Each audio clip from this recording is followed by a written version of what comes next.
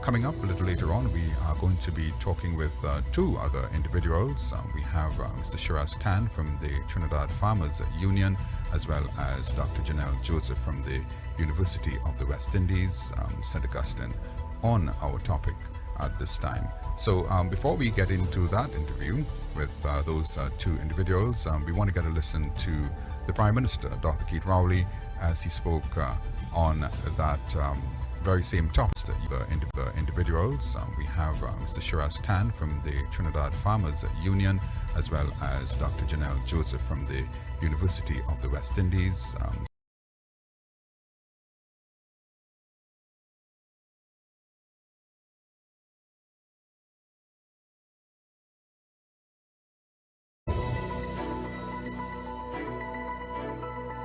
At this time on the Citizens Community Forum, our topic at this time, food security, creating a buffer for Trinidad and Tobago in the face of the Ukraine-Russian crisis. And coming up a little later on, we are going to be talking with two other individuals. We have Mr. Shiraz Khan from the Trinidad Farmers Union, as well as Dr. Janelle Joseph from the University of the West Indies, St. Augustine, on our topic at this time. So before we get into that interview with those two individuals, we want to get a listen to the Prime Minister, Dr. Keith Rowley, as he spoke on that very same topic, conversation with the Prime Minister, but in this regard, focusing on food security in Trinidad and Tobago. Let's get a listen to the Prime Minister, and we come back on the Citizens Community Forum.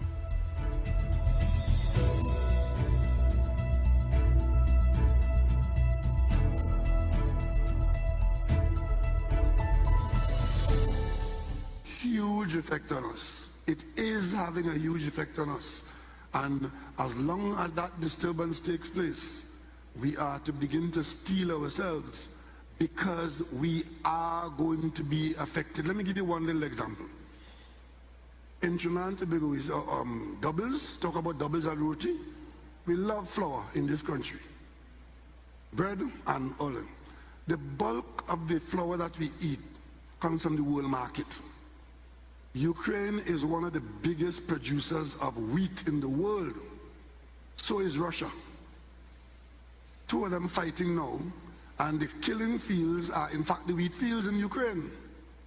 It is now March. Spring planting is supposed to begin next month. Even the wheat that is available now in Ukraine, you can't ship it out because it can't get out through the ports in Odessa. Odessa is a battlefield right now. That is affecting the market. And if we manage to get that wheat into the market, thank God, but who is going to plant in the battlefield now? And that means if you don't plant in Ukraine now, next year, that production of wheat from Ukraine wouldn't be available. Argentina might be able to produce a bit more in the United States, but the market is not going to be the same if you lose the Ukraine. That's only one situation. And we're going to have to buy that wheat out there, paying the new price, because there's a shortage or unavailability, the price is going to go up. We have to buy it out there, we bring it into Trinidad and Tobago, mill it into flour, and then of course, we can't expect to pay the same price we are paying when those increased costs. And I haven't added to the cost, the transportation, the energy cost, because everybody everywhere in the world who is providing us with anything that we import, they use energy to do it. Whether it's a part, a place to go, an airline ticket. So as long as the energy price is going up, the things that we are going to be buying are going to be influenced by those higher prices. And we are a country that imports a lot into our economy. So you watch the war on television, it's turmoil in the world, and nobody's insulated from it, nobody. So we have to make some decisions as to how, right, we are going to respond to it as we go along. For example, one of the things that has happened this is a COVID issue, where transportation costs have gone through the roof because the people who control containers just jacked the price up. A container that was costing $4,500 or $5,000 to get to Trinidad and Tobago from China, that price rose and it went up to about $17,000 in some instances. The container, not the goods, you know, the container. People who are involved in food production in this country have to go to America, pay an extra $5,000 to get an empty container available to put the raw material in, to bring it to Trinidad and Tobago to produce the food that we take for granted. Right? So those are the kinds of things that are happening. And we will have to adjust ourselves to, one, understand that we are price takers here.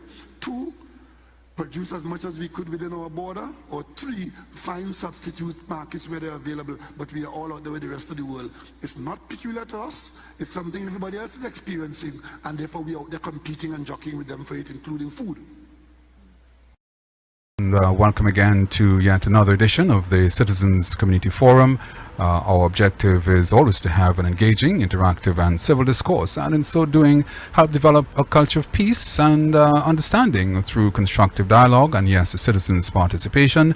My name is Stephen Cummings, and our guests are persons who express views and opinions, perspectives of their own, and sometimes may not necessarily be that of the FBN network, the Citizens Community Forum, or that of the host. Our topics are also wide-ranging, but surely we can always find common ground on the various different issues. And this evening is going to be a very, very important subject matter that we are going to be focusing on at this time. Well, the issue of food security on the global landscape has become one of renewed attention in recent weeks, if one is only to look at what has been happening as part of shaping the global conversation. We've seen a literal violent fight for sovereignty and territorial space between two of the world's most powerful nations, and no doubt, we're talking about Russia and the Ukraine.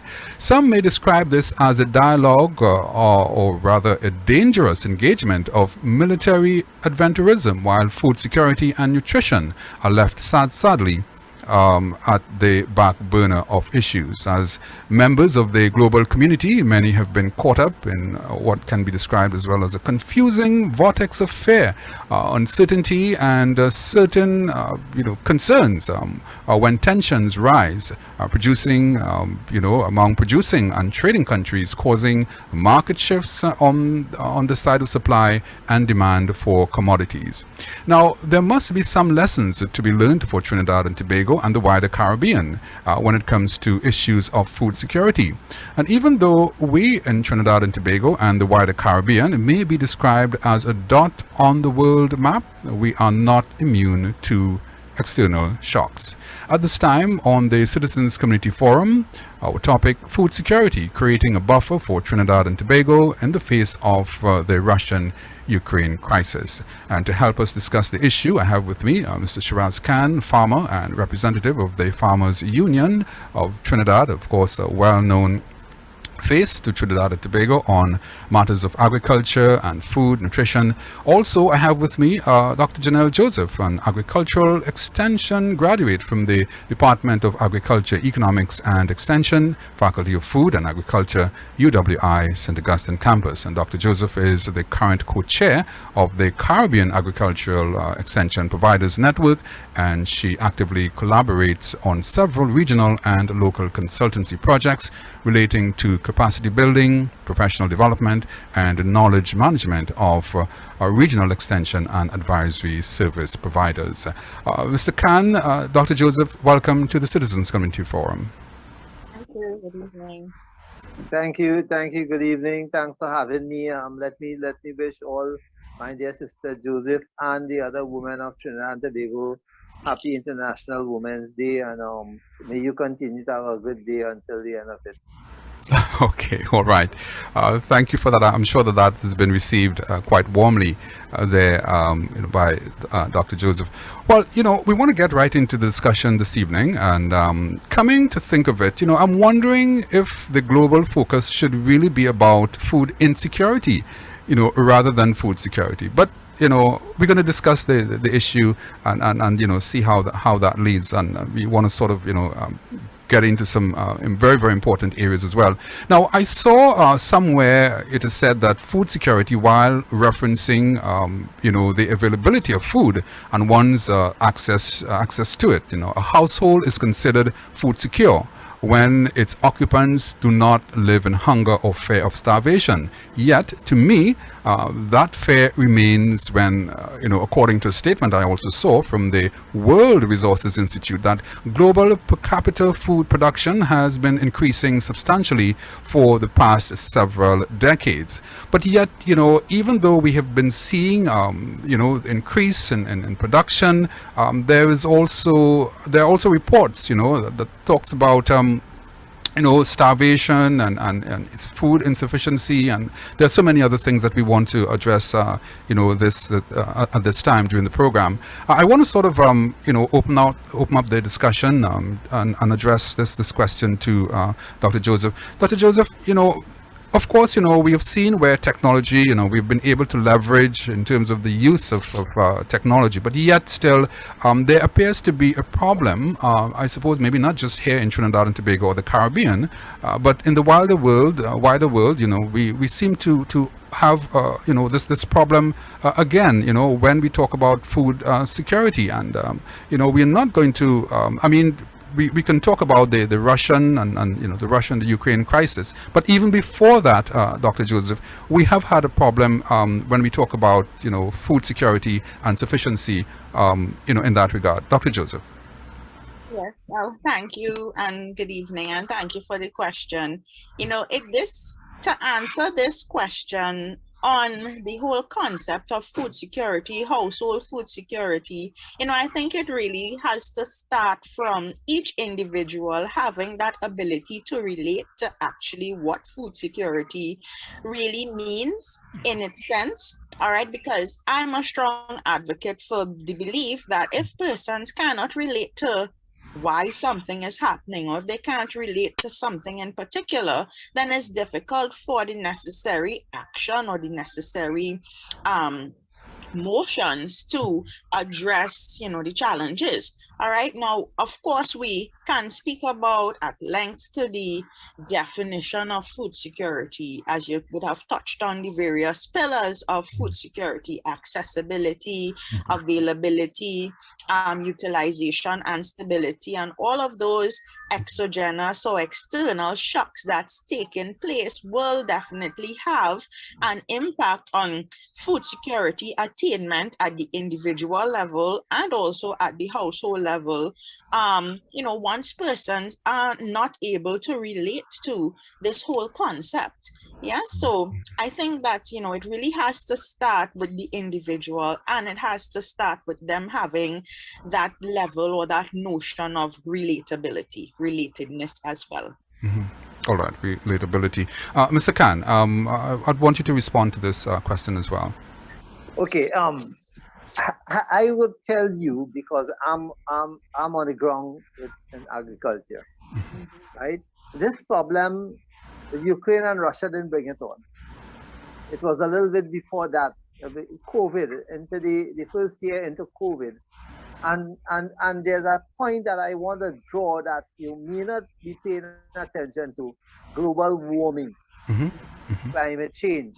Yeah, we plan to touch on that a little later on, but go ahead. Yes. No, but that creating the problem that we have, because we had the problem of climate change, where China had a serious climate change problem, and they were short on production of their own grains and food and so on for themselves. So they started buying up on the world market, right? Because they have the capital to do so, because they are a superpower. And then you have the situation with COVID coming in, where some countries, because of their serious problems with COVID, their production was dropping. They didn't have the ability, because of some farms were being closed in the US, especially the farms that producing a lot of grains and so on. And they also had climate change problems, where in one part of their country there was flooding, and the other part of the country there was fire, right? So we had this problem before the Ukraine and the Russia crisis. And then what happened is that some of our smaller countries, because of our geopolitical situation, we have not seen the importance to give our farmers or even our institutions the ability the institutional strengthening that we can mitigate on behalf of the citizens or the farmers of where we can place ourselves in a better position Yes. to deal with the situation. Because I will give you, instead of using those fancy words for the local people, I want to share this view with you.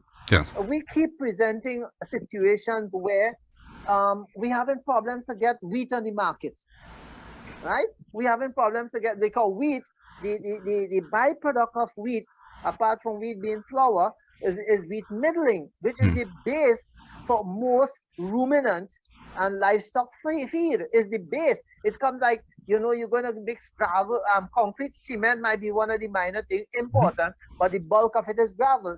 Yes. Similar to feed making for the livestock industry, middling is almost, in some cases, 90%, 60%, nothing less than that. So Okay. we had a situation that I keep raising, and it has never been a deal with in terms of some of the things I will share with you that we can do to help ourselves, rather than depending on spending all these millions of US dollars to import those things to satisfy the need, not of the farmer, but of the country in terms of the nutrition requirement, Right. nutrition security. I don't want us to use the word food security alone. I think the critical thing is about nutrition security, because in this COVID situation, and in terms of a healthy country, in terms of brain and physical power, we need to talk about nutrition security. All right. We're certainly going to be talking about that a little more, Mr. Khan. Dr. Joseph, I want to sort of go back to that question of climate change. Now, it is something that I believe, continue to escape us as well, as Mr. Khan said. We can't be blaming, certainly, I don't think that the blame is really on what's happening so much, between in Europe, where we have this heightened tension and threats of boycotts and so on, which obviously would affect supply and demand.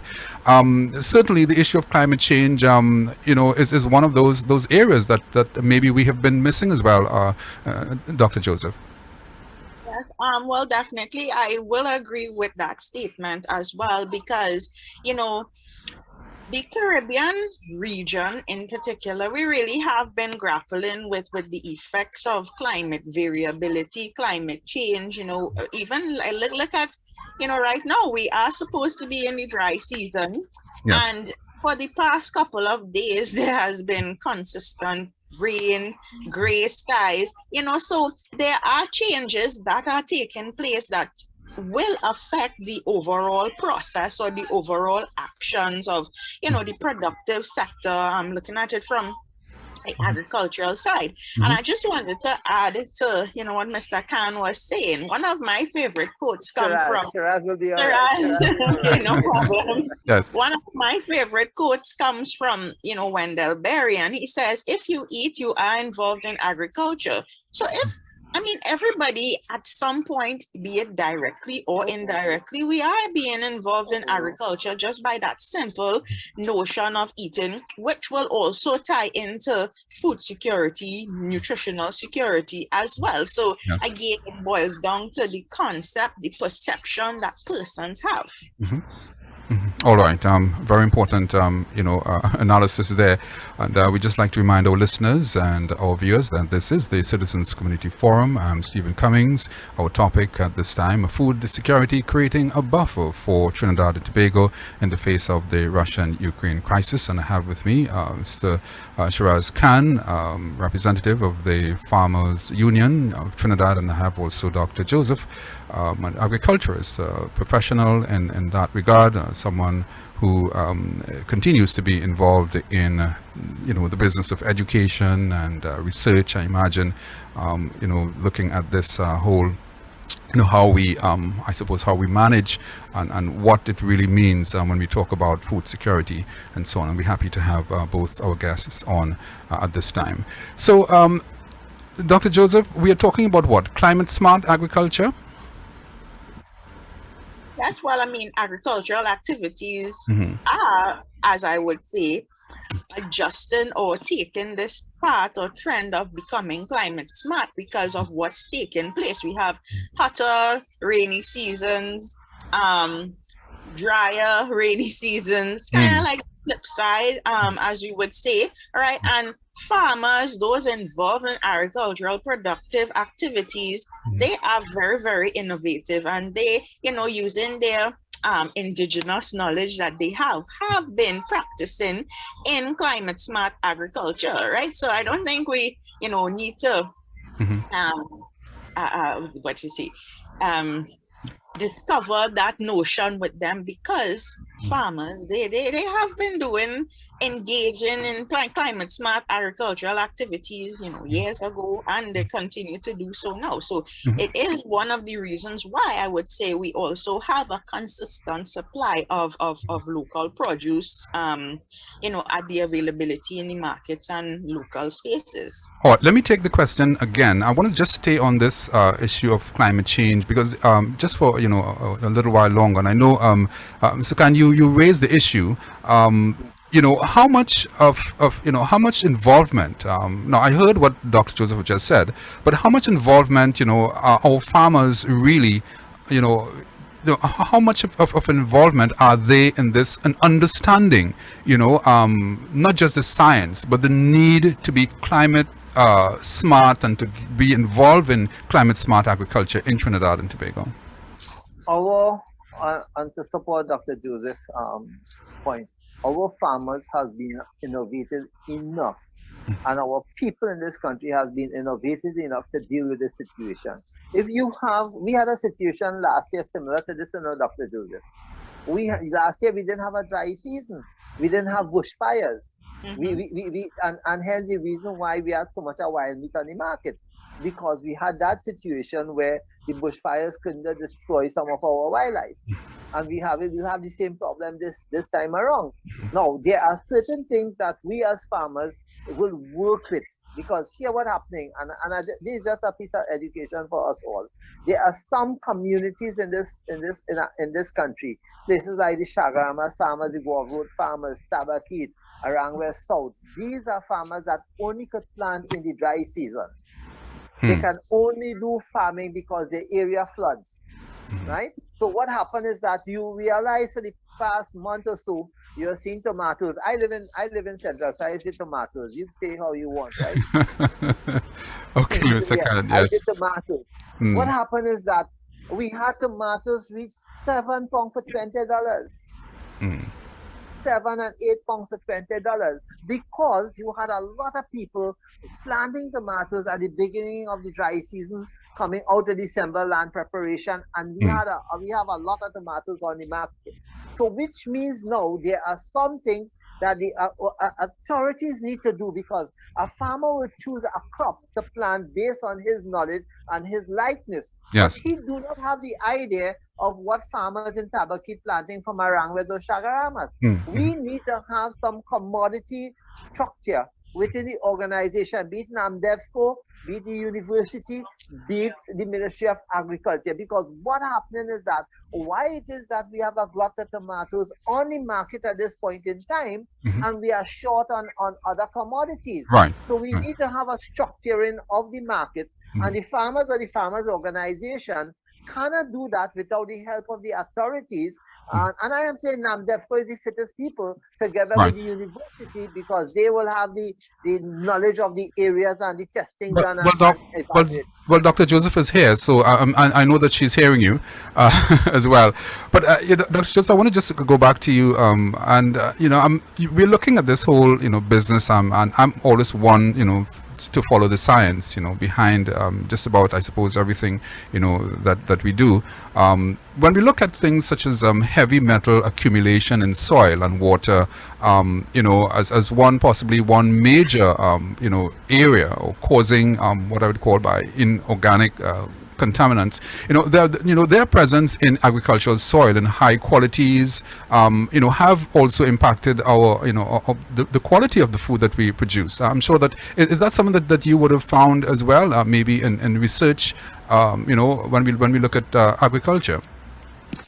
Well, to answer that question, I'm not the expert in the soil science arena, but what I can say is that, having these inorganic compounds, yes, they may be present, they will be present because of the whole nature of these organic compounds. You know, there's something called a half-life, which means that it takes, you know, somewhere over 500 years, 500 plus years for these compounds to be disseminated or Yes, disappear in dissolved. the Yes. soil.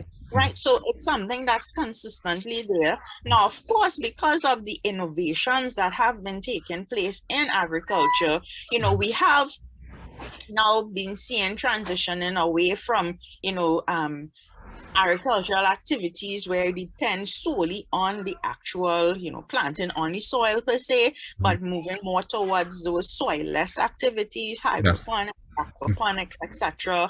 Mhm. Even you can have like those greenhouses, for example, where you can control or have quote unquote organic, so to say, soil availability, right? So which can minimize those issues that you would have raised in terms of the inorganic compounds and the pollution that may be present in the soil to affect the production, right? And again, taking on the spin of the whole innovativeness of these farmers, they Yes. use their indigenous knowledge, experiences to be able to overcome this challenge, right? So I think, we really need to give them a lot of credit, a lot of Yeah. support as well. Mhm. There is definitely a big need for those workable relationships between those involved in the knowledge management sector, right? The universities, research institutions, etc., as well as governments, right? Those who will be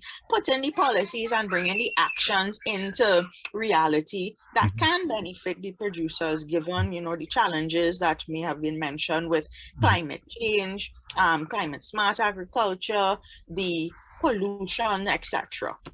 All right.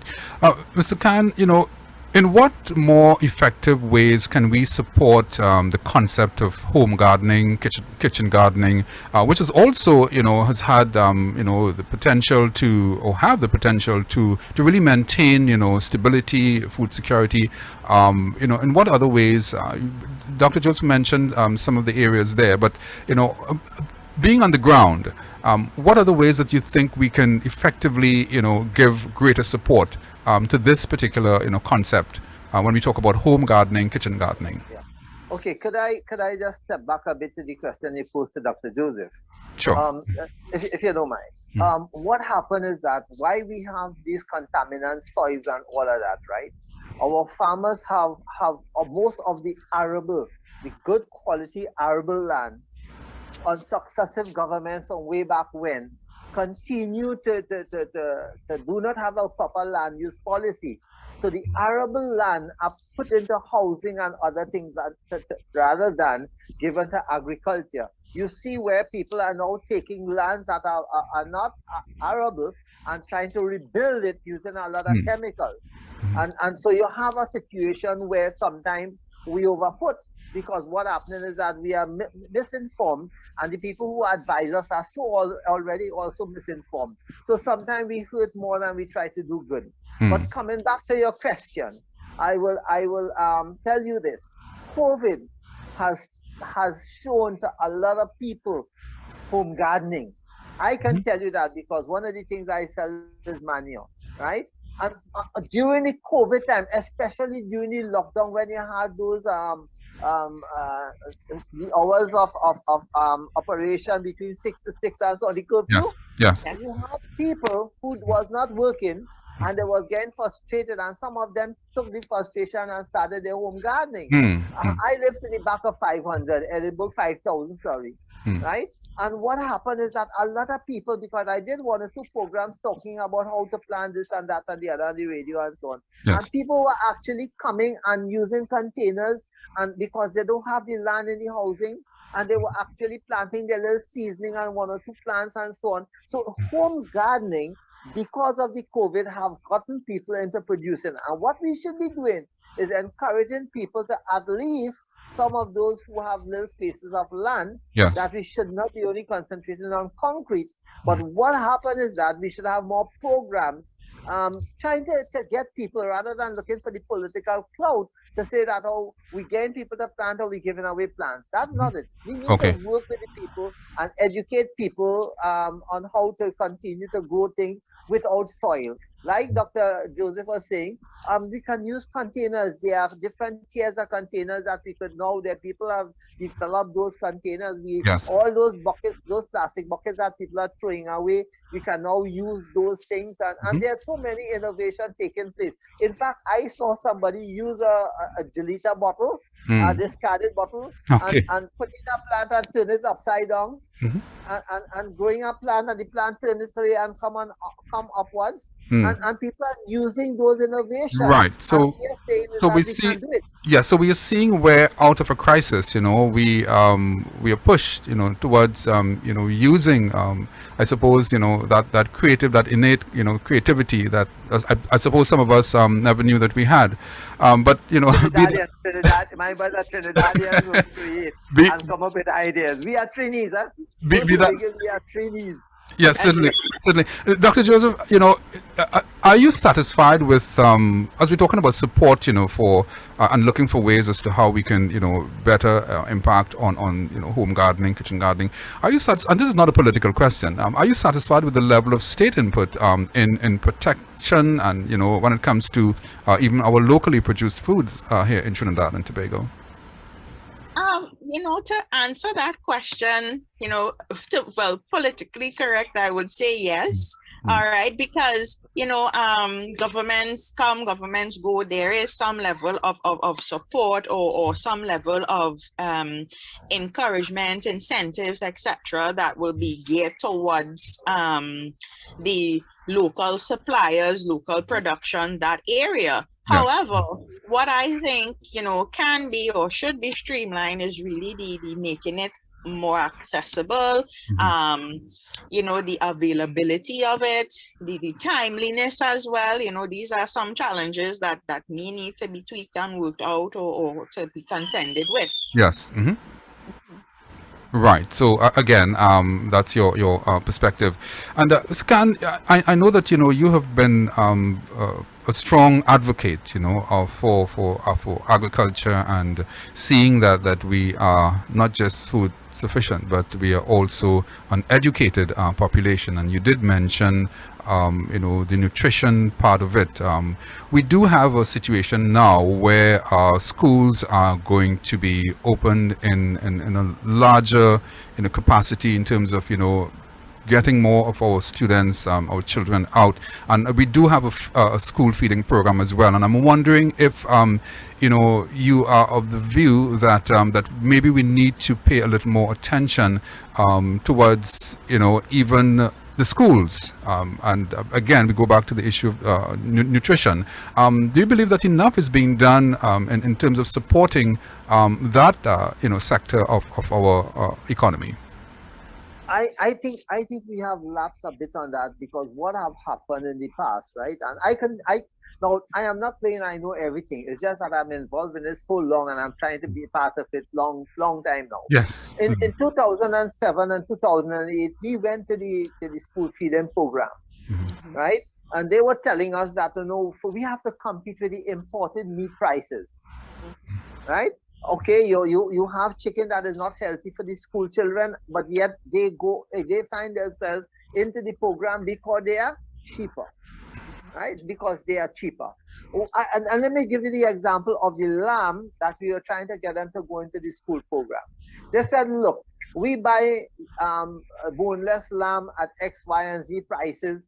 And I don't know if you could, because it was almost half the price of what it cost us to produce it anyway.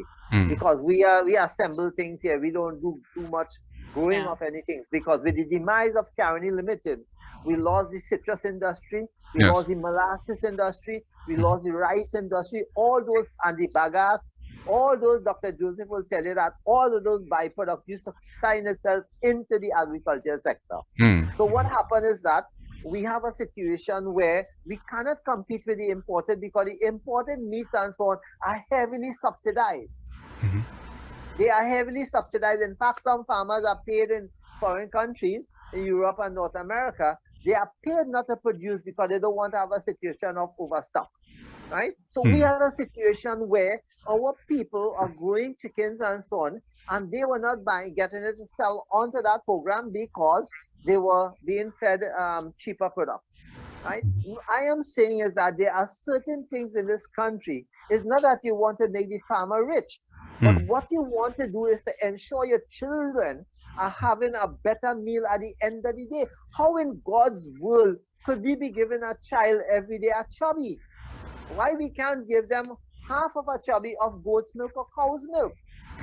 Right? Why All it right. is that we and because the Guelph University and the other universities prove that solving is one that create hatred and vengeance into people. All right. Right? I have the article here, but what I'm saying is that I know no, that's no, another discussion, but I can prove it. I have the article from the John Hopkins University. If you do Google John Hopkins and university in the University of the effects of soft drink, you will see it. but So I hear know. what I'm saying. Hear what I'm saying. I Okay, know it will I would allow you to develop that point. Yes, yes. it will create it. But let me tell you something. Think about it, right?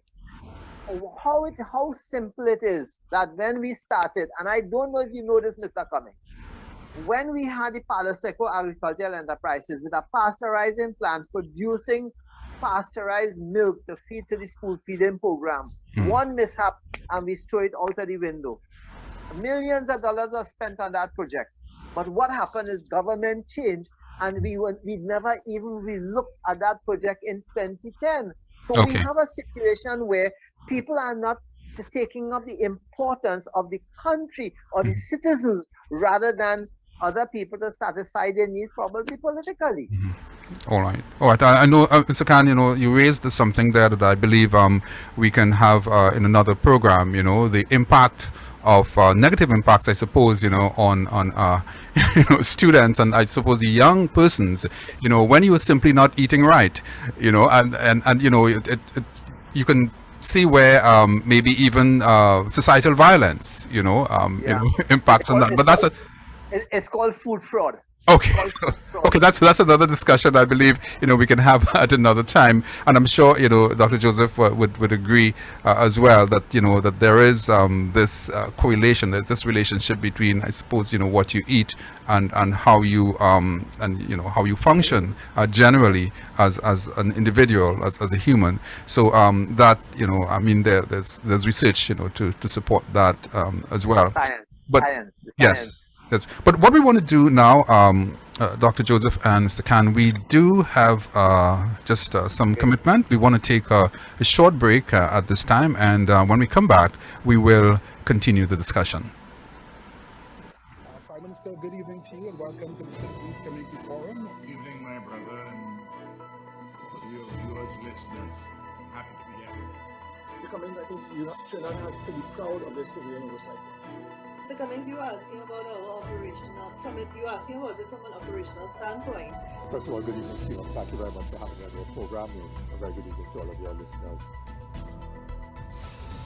Every Wednesday, join our 1-hour current affairs program, the Citizens Community Forum. Topics are wide-ranging and echoes opinions and voices of our society. Whether it be leadership, governance, health, crime, politics, or social issues, we can all have a civil and constructive discussion inside the Citizens Community Forum every Wednesday from 8 to 9 p.m. on Isaac 98.1 FM with Stephen Cummings. Last week when I heard that there were 16 children sleeping in the cell in a police station, that was something that was unacceptable to me. The current constitution of the Public Services Association, there have been concerns about how but if the constitution... if you are restructuring the PSC, the only way you can restructure the PSC itself is through constitutional reform. If the minister does not accept our request and revalidate this license, we'll have to be heading to court.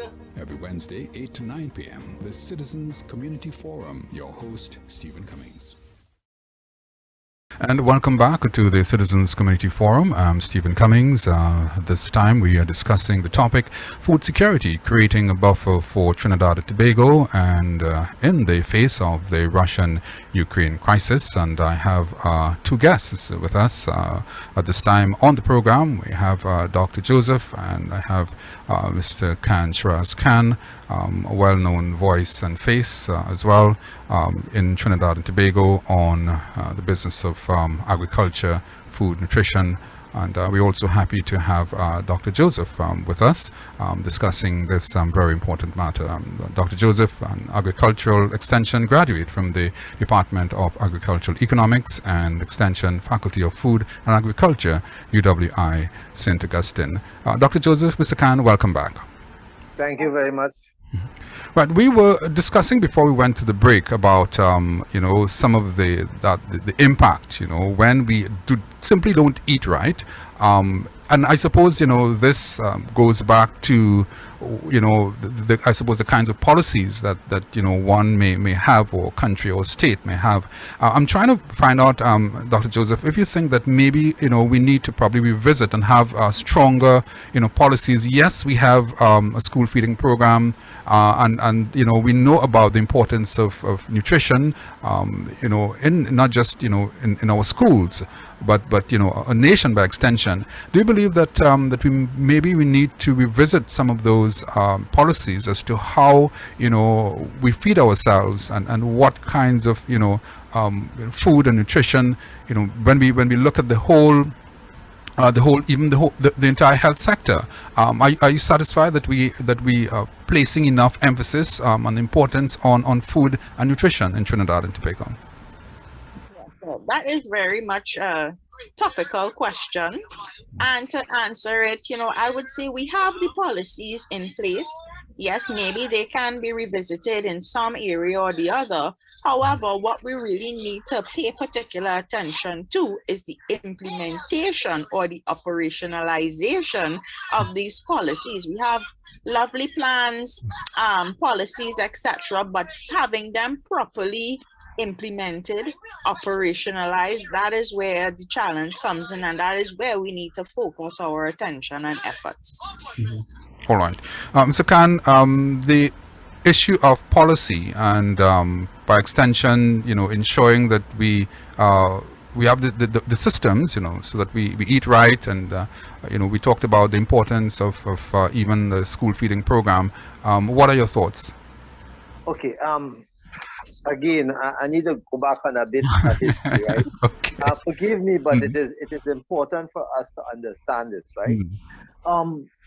The school feeding program started in Chagaramas with the Board Road farmers, right? Behind the convention center, they had a room there. They were cooking and only using local produce. They give growth to the Board Road farms, and then what happened is that we started using, so the whole country cultural taste has changed, right? We want to give only chicken every day or some other meat every day. We have turned away. I can remember growing up, only on Sundays we ate meat. I was the rugged one in this set, so I started to leave home and go down the road and buy the chicken, bring it home, slaughter it, and prepare it for the family. We have changed our taste, right? We have changed our taste, and this situation, from the global warming to COVID, is going to tell us how to get back on track. And I'm hoping that the authorities and the universities and so on are ready to take the bull by the horn and said, look, our sportsmen, you realize, Mr. Cummings and Dr. Joseph, that we have lost about 6 sportsmen in a very young age recently. Not from the accident. People are getting heart attack and falling on pitches. People are getting sick and just dying. And the Jamaican continue to win races and so on. So the thing about it, our cultural aspects of eating has changed, and we may have to go back with that, but with policy. Because you tell me something, Mr. Cummings, you are seeing asparagus selling in one of those high-end supermarkets. We can't see local tomatoes. We are seeing imported tomatoes that pack up there for 3 months, right? We are seeing these things happening, but those things are using up foreign exchange when our farmers are producing tomatoes just as good as what they have, but we're not inoculating it or preserving it. Our tomatoes will last 2 to 3 weeks in the shelf or in the refrigerator. But why we have tomatoes pack up there for 3 months?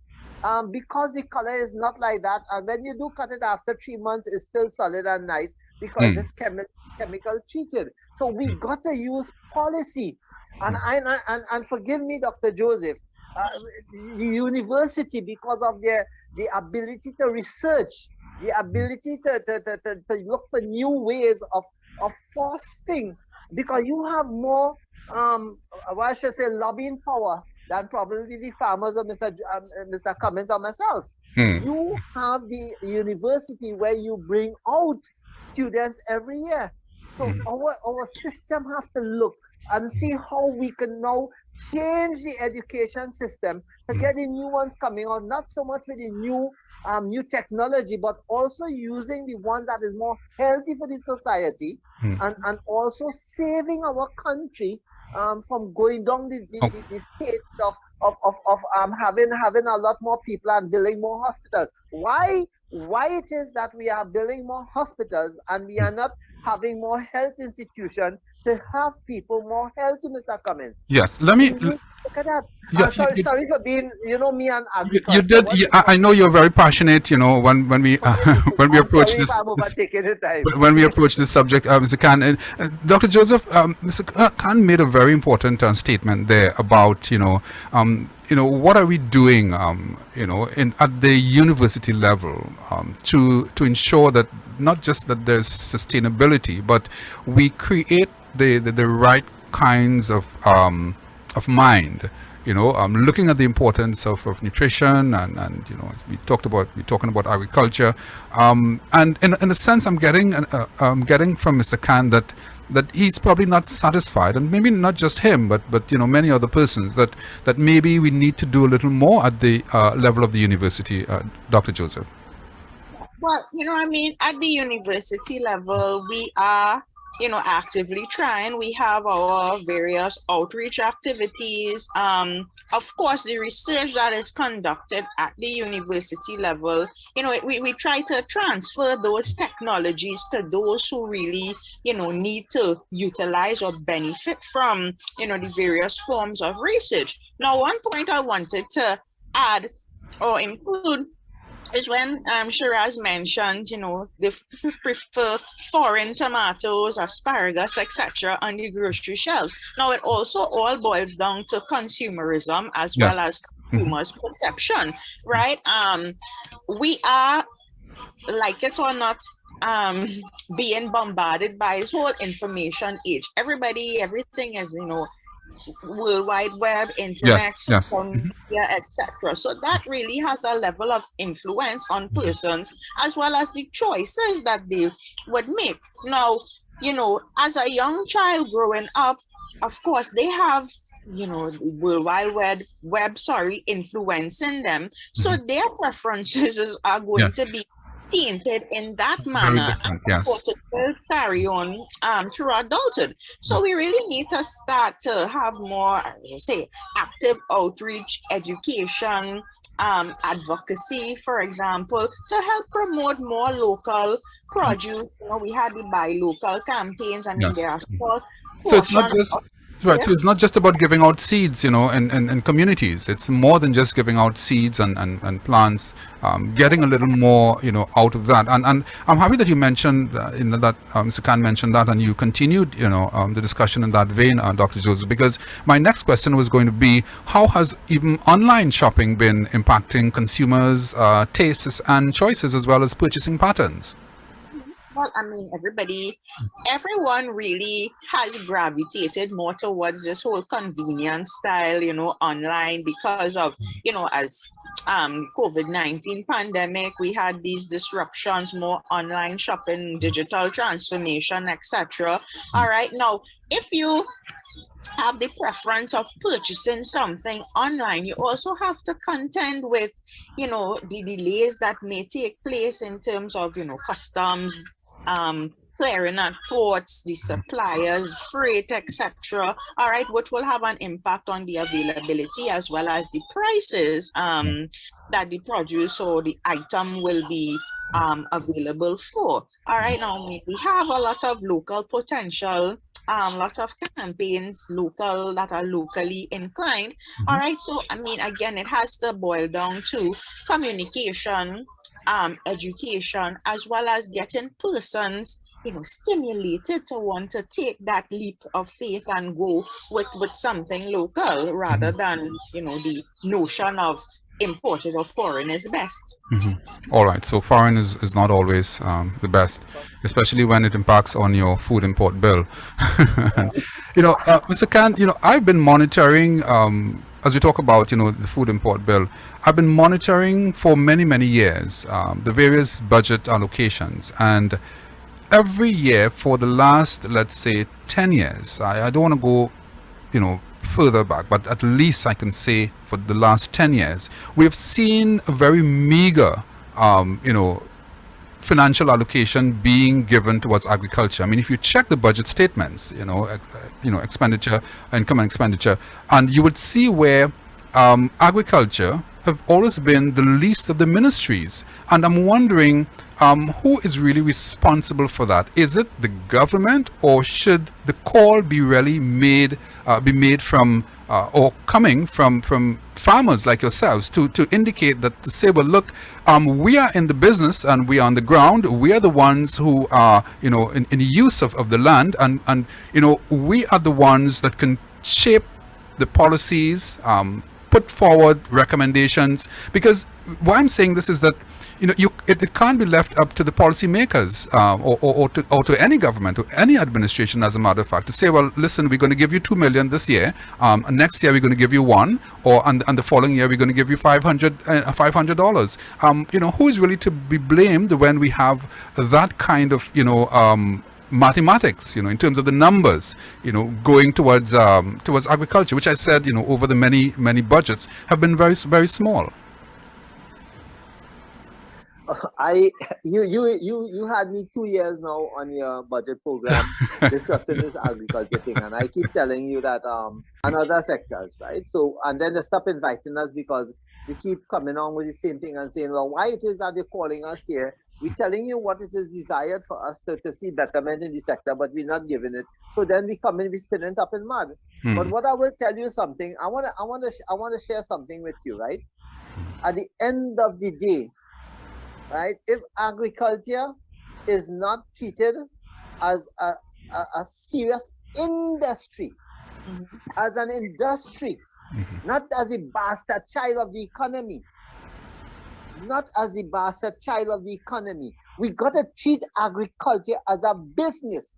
I'm not talking about them farmers in Bossap Marino and old vans, or they're only complaining about land and they want land. No, there is certain things that the administration got to do for us, right? And there are certain things that we got to do. We got to improve our techniques. We got to improve our quality, like in my case, my pedigree of my animals and so on. We got to upgrade in terms of how we're doing things, because we can't be running every day and using a hoe and a fork and a shovel, and we don't buy a whacker or something like that. We have done that. We have elevated ourselves. So the thing about it is that I have continued to be on programs as requesting that we look at certain aspects of the budget to improve the agriculture sector. Because let me tell you something, the education gets a lot of the highest budget, the security gets, and then the health sector gets some budget.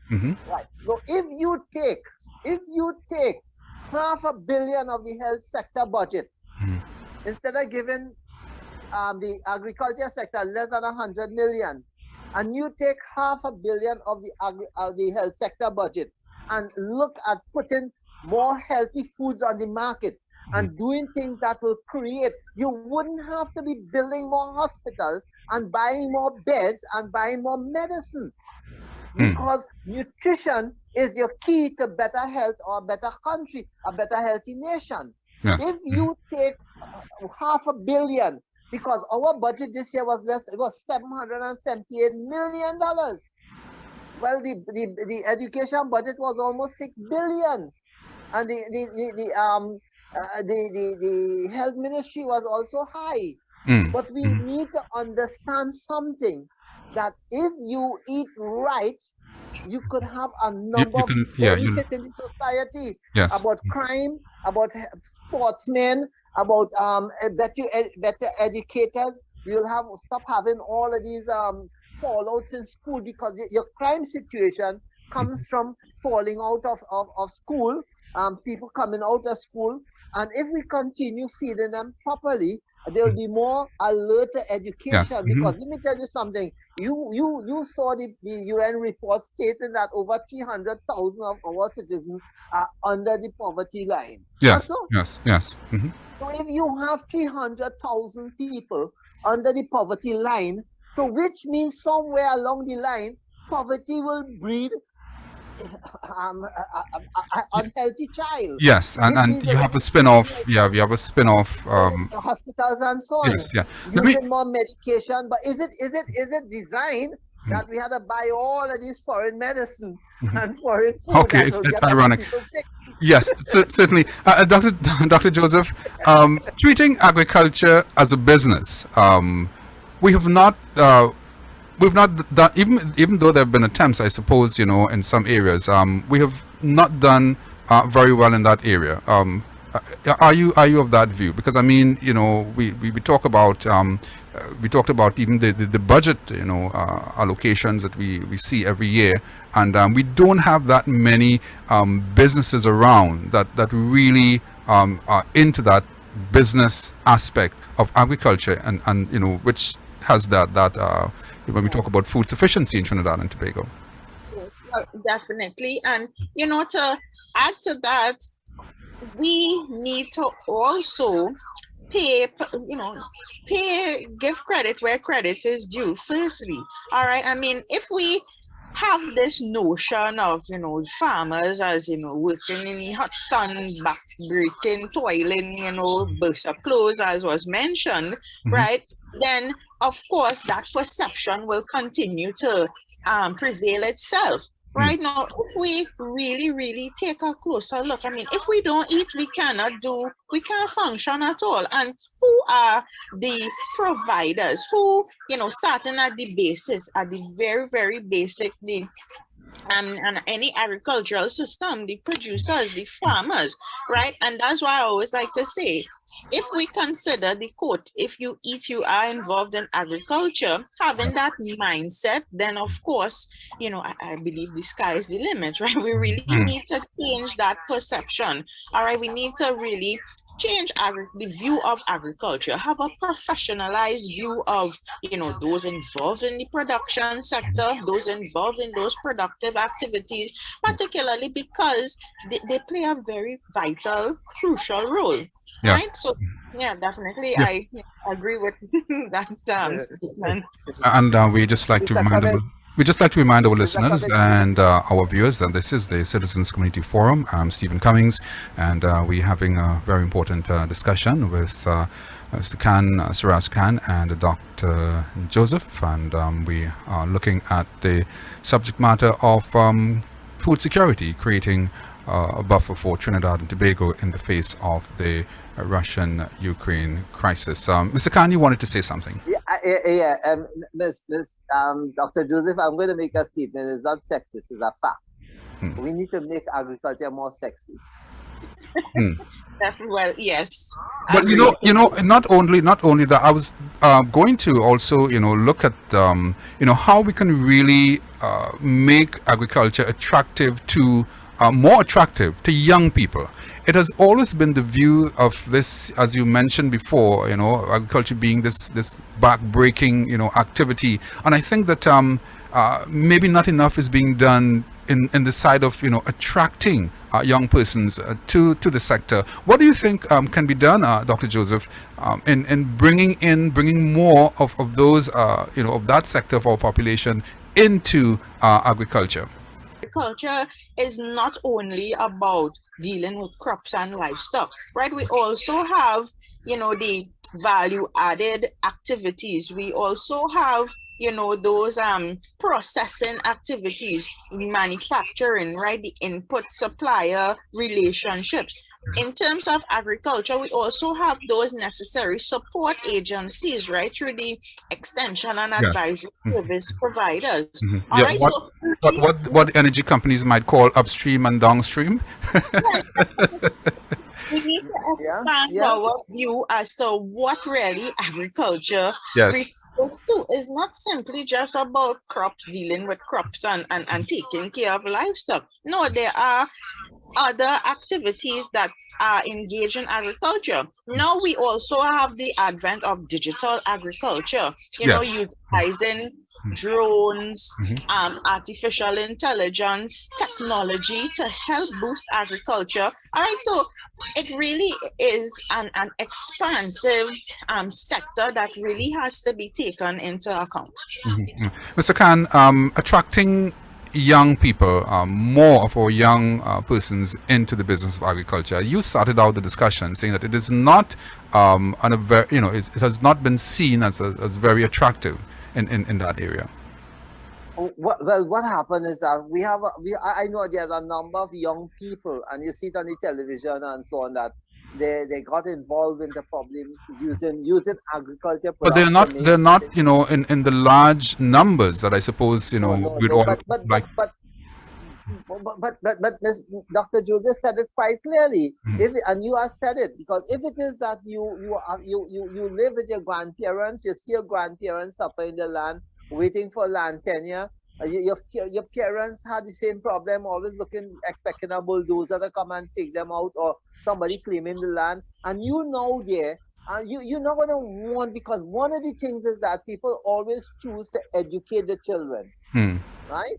And so when you see your parents and grandparents go through all those difficulties, you tend to say, look, that shouldn't be for me, because I'm not going to suffer like my parents and my grandparents. I am looking because I'm going to study, and there's online schooling. Similar. We're talking about communication. Or let me educate myself into something different. So now they might look at not being the farmer, but they may be using some agriculture produce to make something like soap or butter or cheese or yogurt or something, but they have the family land, but they're Yes. going off into something else. Or they might say, look, you see me, I am not going to plant pak choy and lettuce and so that every day is back breaking. I will look to plant trees, I will plant lumber. You know, that is a long-term thing that I don't have to do much more. So there are people who are involved in it, but thinking differently of the back-breaking hard work or facing sun and rain. But what we need to do, Mr. Cummings and Dr. Joseph, is that we got to look. And let me tell you something. I think the people in this country are bright enough to say, look, and tell whoever government come into power, look, we got to make agriculture important again. Because when Dr. Eric Williams developed Castlefield, Wallerfield, Esmeralda, Turi, these was 4 projects operating, right? Yes. These projects have been staffed for resources and technology and assistance. When Dr. Eric Williams gave Nestle the opportunity to come and take the farmers' milk, it was the importance, the reason that they did these projects was to ensure that nursing mothers get milk to feed their babies. And that was done in 1948. So you're saying that can be done again?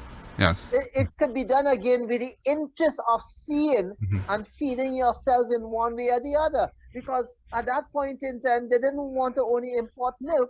But what you have happening is that when globalization took place in the late 90s and the early 2000s, you find that people saying it was cheaper to bring heavily subsidized milk into the country. And out of 14 depots in this country, 12 was shut down, and was only 2 that Nessus keep running, which is Wallerfield and Castlefield. Okay. So you have to understand, we have took some decisions in the past was detrimental to the agriculture sector, and now what we need to do is to relook at how we can redevelop these things and get other people involved in it Involved. to make it a viable All right. thing for the country. Right, I hear you, Mr. Khan.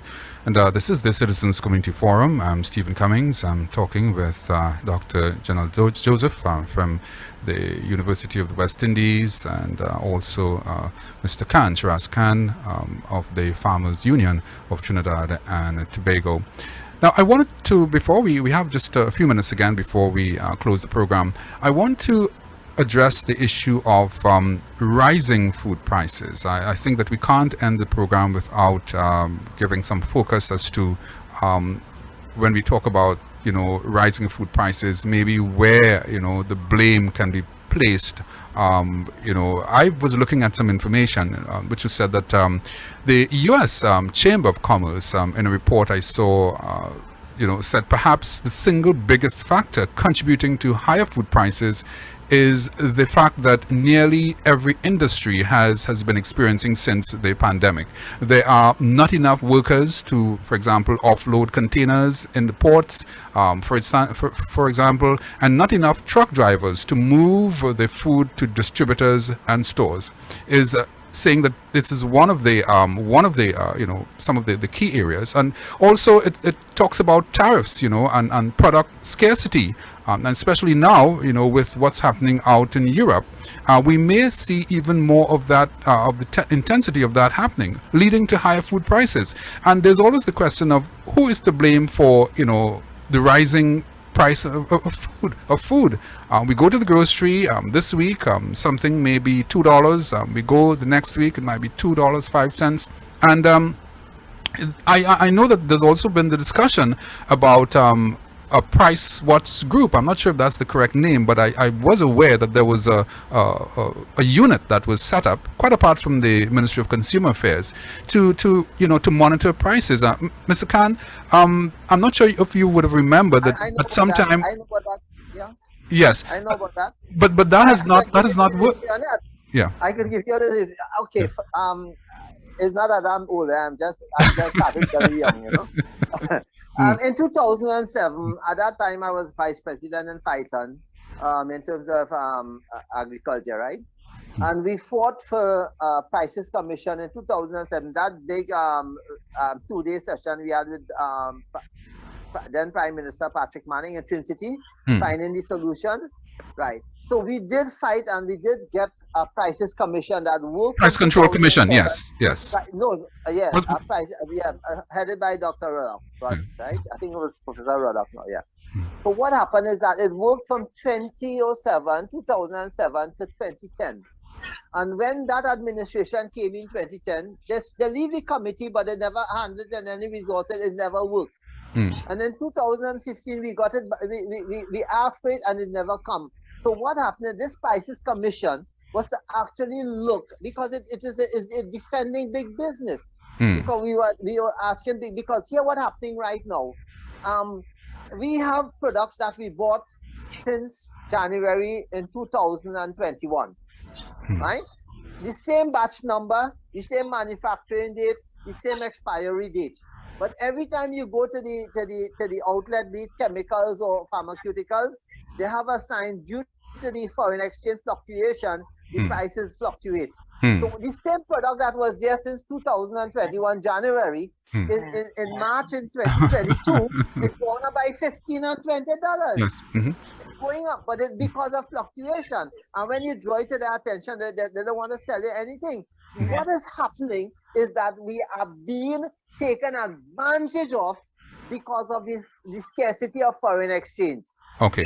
I know. Being run to the mill for that, and we are saying is that we need to have some sort of control in how people raise their prices. Yeah, but Mr. Khan, let me bring in Dr. Joseph here. Dr. Joseph, this is a difficult one. I mean, you can't really control people's tastes and preference. We talked earlier on about this move towards online shopping, this new craze that started some years ago, in earnest, here in Trinidad and Tobago. How can we maneuver, trying to I suppose look at ways where we can I suppose be smarter shoppers in that regard? Well, simply we can try to start at the education level, right? Get persons to be more informed, so they can make more informed decisions. We can only try to influence, right? We can't control, we can't dictate, but we can try to actively influence. Now, in trying to influence them, you know, you must keep up your end of the bargain, right? And make sure that your local supplies are in abundance. I know that it's easily available, etc. So that, you know, when that interest is peaked, they can capitalize on it. All right, there we are. Mr. Khan, Dr. Joseph, Can I just say one thing? Yes, we're almost towards the end of the program, but I would allow you to just develop that point, Mr. Khan, and maybe you can give us some closing remarks as well, because we are close to the time when we have to end our program. If you could recall in 1996 or 97, around there, that the then Prime Minister A.N.R. Robinson said he's not going to issue anybody bringing in apples and grapes in this country. Let us use Pomerac and Pomsity and so on. Did we die for not eating apples and grapes at that point in time? We enjoy our Pomerac and Pomsities and guavas and them kind of thing. I am saying it all depends on the leadership and the testicular fortitude of people to take decision in the best interest of the country and encourage people to do the things that is healthy for them and better for our country. Not only the farmers to make the money, but of our country and our people. And I want to thank you and thank Dr. Joseph for being my friend on the program together. And these things, it never is enough time to talk about, especially with me. But I think yes, I know that I know Dr. Joseph would also agree with you. Yes. It's too much. Dr. Joseph, your closing remarks. What would you like to leave? What would you like to say to Trinidad and Tobago, and by extension, the region and other parts of the world will be picking us up on our program? What I would like to say is, if you eat, you are involved in agriculture. All right, so please just have an open mind. We eat every day, twice a day, 3 times a day, as the case might be. 4 times a day. All right, so we are involved in agriculture, so let's give a little bit more appreciation to the agricultural sector, to our notion of agriculture. All right, Dr. Joseph, General Joseph, and Mr. Khan, thank you both for sitting in with us on the Citizens Community Forum this evening. Our topic, food security, creating a buffer for Trinidad and Tobago in the face of the Russia-Ukraine crisis. And of course, this is a topic that we would, never have really enough time to really discuss. But I'm sure we will have another opportunity at another time when we can go into some other areas. Thank you both for being with us. And thank you very much for having us. Thank you. My pleasure. Thank you so much. Right. It was a famous poet who once said, "They came for the Jews, and I did not speak out because I was not a Jew. Then they came for the communists, and I did not speak out because I was not a communist. And then they came for me, and there was no one left to speak for me." Words there from famous poet Martin Niemöller, 1892 to 1984.